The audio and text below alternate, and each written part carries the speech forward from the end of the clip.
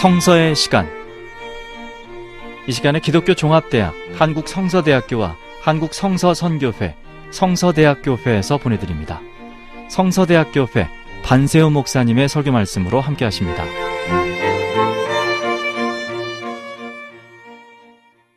할렐루야. 하나님의 은혜가 여러분 모두에게 가득하기를 축복합니다. 사도 바울의 서신서에 나오는 특징인데요. 이 서신서 안에 교리적인 부분과 실천과 삶을 다루는 부분으로 내용적인 면에서 크게 두 개의 구조로 구분할 수 있습니다. 우리가 묵상하는 에베소서 역시 같은 비슷한 구조를 갖고 있습니다. 1절부터 3장은 교리적인 내용을 다룬다면 4장부터 6장은 실제적인 실천을 다루죠. 지금까지 우리는 3장까지 에베소 교우들의 정체성, 즉 하나님의 자녀라는 것에 대하여 구체적인 설명을 했던 바울은 이제 4장부터 그럼 어떻게 하나님의 자녀답게 살 수 있을까, 그 부분을 말씀하고 있습니다. 그래서 1절은 이렇게 시작을 해요. 그러므로 주 안에 갇힌 내가 너희를 권하노니 너희가 부르심을 받는 일에 합당하게 행하여 하나님의 자녀로서 그 부르심에 합당하게 살아야 합니다. 그랬습니다. 내가 어떻게 하나님의 자녀가 되었고 그 은혜가 무엇인지 우린 지금까지 묵상했어요. 그렇다면 이제 삶에서 어떻게 하나님의 자녀로 그 부름에 합당한 삶을 살 수 있을까? 오늘 본문은 우리에게 몇 가지 교훈하고 있습니다. 첫 번째로 부르심에 합당한 성품을 가져야 한다고 말씀합니다.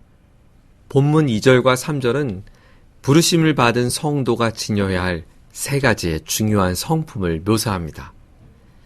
모든 겸손과 온유로 하고 오래 참음으로 사랑 가운데서 서로 용납하고 평안에 매는 줄로 성령이 하나 되게 하신 것을 힘써 지키라.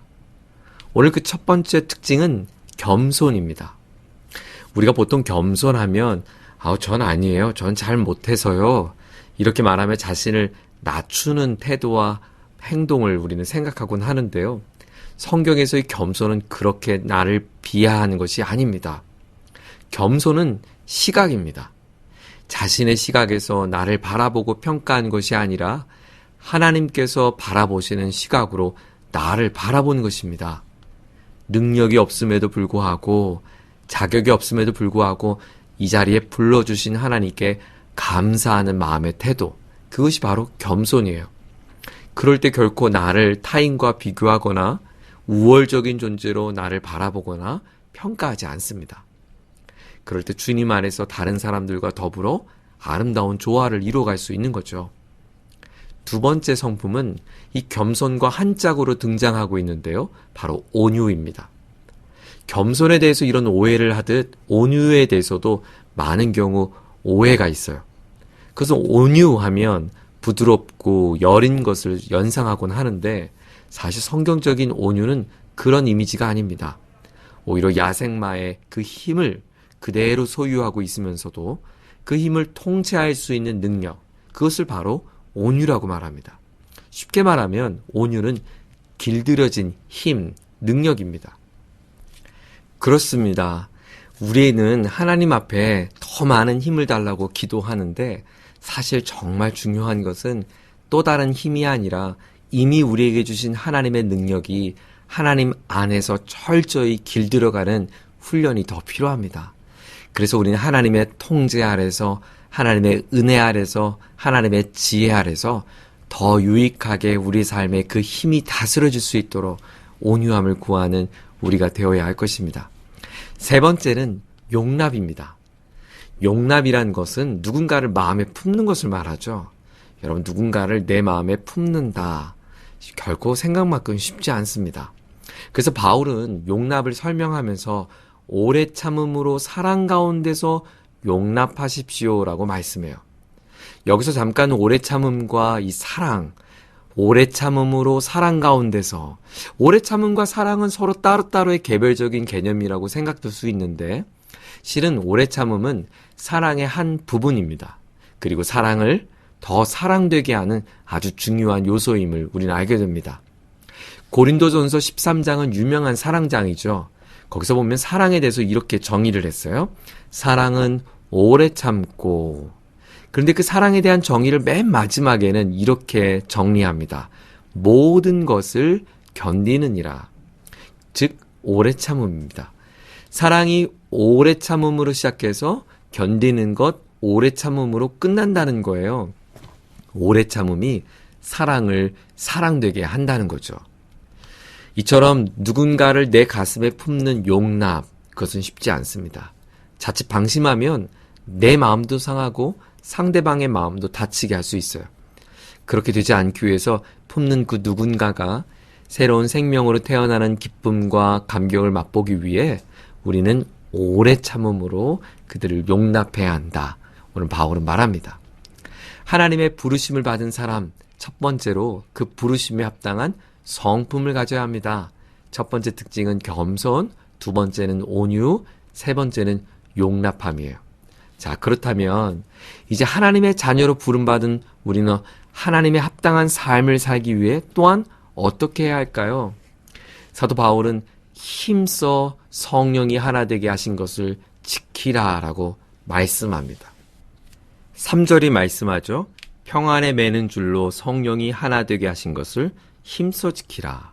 왜 우리는 하나됨을 유지해 가야 할까요? 그리스도 안에서 한 몸이기 때문입니다.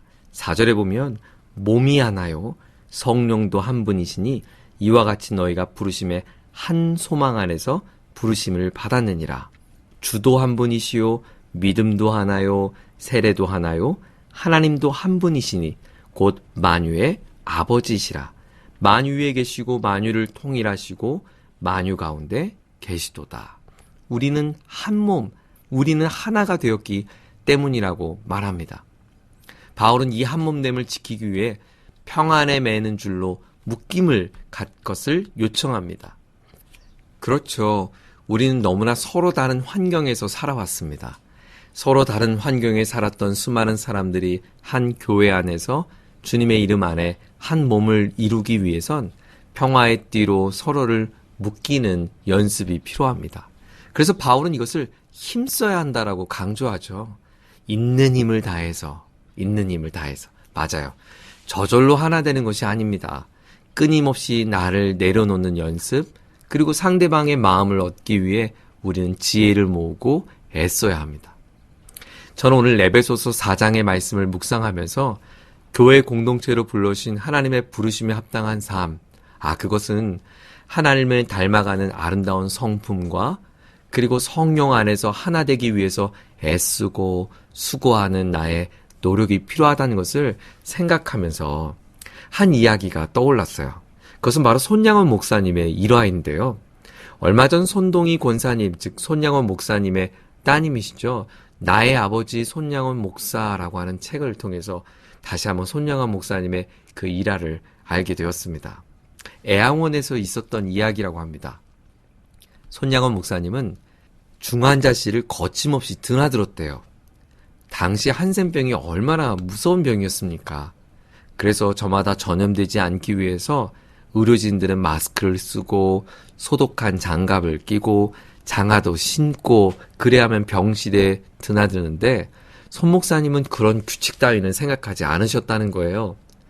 그리고 환자들의 피고름 나는 손을 거침없이 부여잡는 것은 물론이고 당시 사람의 침이 그 병에 좋다고 하는 그런 말이 돌아서 직접 입으로 피고름을 빨아내었다고 합니다. 처음에 환자들도 너무 놀라고 당황했다고 합니다. 그리고 경계의 눈빛을 보냈대요. 도대체 저 젊은 사람은 왜 이렇게까지 자신들에게 친절을 베풀었는지 도무지 알 수 없었기 때문이에요. 그래서 마음의 문도 좀처럼 열지 않았다고 합니다. 하지만 시간이 점점 지나면서 사람들은 손 목사님의 마음의 중심을 헤아렸던 거죠. 그리고 오히려 나로 인해서 손 목사님이 감염될까 더 걱정스러웠던 거예요. 나중에는 손 목사님이 우리 때문에 감염되었다라고 하는 소문까지 돌았다고 하는데요. 그때 손 목사님께서 가족들을 향해 이렇게 말했다고 합니다. 차라리 나도 나병에 걸렸으면 오죽 좋겠나. 그러면 저들이 내게 가까이 오지 말라고 뒷걸음질하지도 않을 것 아닌가. 저들도 함께 웃고 떠들며 내가 저들과 함께 놀 수 있지 않은가. 손양원 목사님은 그야말로 고상한 말이 아닌 손과 발로 복음을 전하는 그 주님의 부르심을 너무나 아름답게 감당했던 것입니다. 사랑하는 여러분, 하나님께서 우리를 하나님의 자녀로 부르셨습니다. 더 나아가 교회로 부르셨습니다. 그것은 우리가 하나됨을 이루어 하나님의 뜻을 이루어가기를 요청하시기 때문이었습니다. 그래서 하나님은 저와 여러분이 마땅히 품어야 할 주님의 성품이 있다라고 오늘 우리에게 말씀하고 있습니다. 우리는 어떻게 하나님의 그 부르심에 합당한 삶을 살 수 있을까요? 겸손함과 온유함으로 사람을 대하고 또 오래 참음으로 사랑 가운데 서로 용납하는 것, 그것이 하나님 앞에 저와 여러분이 가져야 될 소망해야 할 성품입니다. 더 나아가 성령께서 하나 되신 것을 힘써 지켜야 합니다. 자연적으로 이루어질 수 있는 것이 아니라는 것입니다. 잃어버린 영혼을 위해 평안에 매는 줄이 무엇인지 그것을 꼭 묻고 주님 앞으로 저들을 인도할 수 있는 우리 모두가 되기를 소망합니다. 하나님께서 저와 여러분에게 주신 이 아름다운 부르심에 합당한 복된 삶을 살아가는 은혜가 있기를 예수님의 이름으로 축원합니다.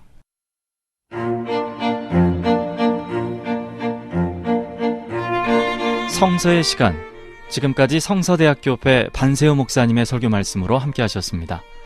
이 방송 들으시고 신앙생활에 도움받기 원하시는 분은 서울전화 02-936국에 9559번 936-9559번 성서대학교회로 연락하시기 바랍니다.